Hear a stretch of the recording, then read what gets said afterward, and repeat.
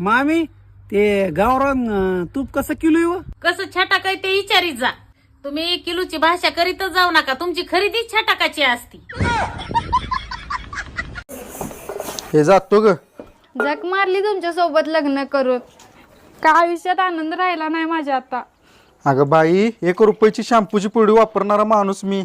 तो आयुष्यात आल्यापासून 1,500 हजारचं शॅम्पूचा डबा आणतोय आणि कसला आनंद पाहिजे. बर माझा कंडिशनर सप्लाय तेवढा फक्त आणा. आणि आनंद नाही म्हणत्या. कधी कधी वाटतंय कायच काम करू नये, निवांत झोपावं.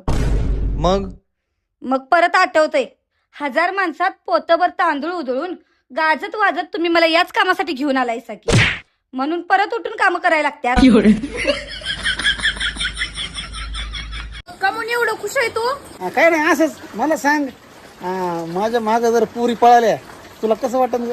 मला काहीच वाटणार नाही. तुमच्या माग मुली पळूच शकत नाहीत. तुमच्या माग फक्त कुत्रे आणि ते बँकेचे हप्त्यावाले पळू शकतात. बाकी तुमच्या माग कुणी सुद्धा पळत नाही. आता पूर्वी पुरुष फेटा बांधायची, तर यांनी सुरू केले फेटे. मग आम्हाला घ्या नऊवार. पुरी निघाला पॅन्ट शर्ट, आम्ही घालतो गाऊन. बावळ्याचा बाजार. बरं केवढ्याचा फेटा मांडलो बाई, गडी होईल बांध फेटा.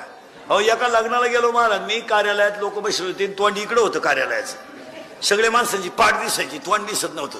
आणि बायांनाही फेटे, पुरींनाही फेटे, पोरांनाही फेटे, अख्खी तुरी. आणि मंगलाष्टक सुरू झाली म्हणून मी गाई आलो आणि पायरी चढलो. एका बाई शेजारी बसलो, आरडली ती बाई.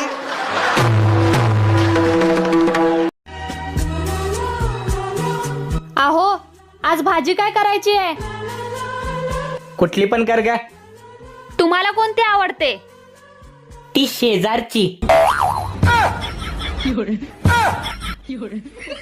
शेपूची आवडत्या, शेपूची कर.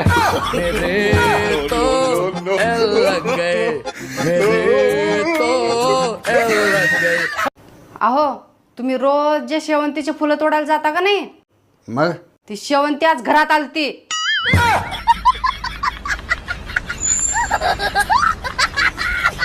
जाय बापू, कधी जाणार आहे? का? अहो किती जण राहिलायसा?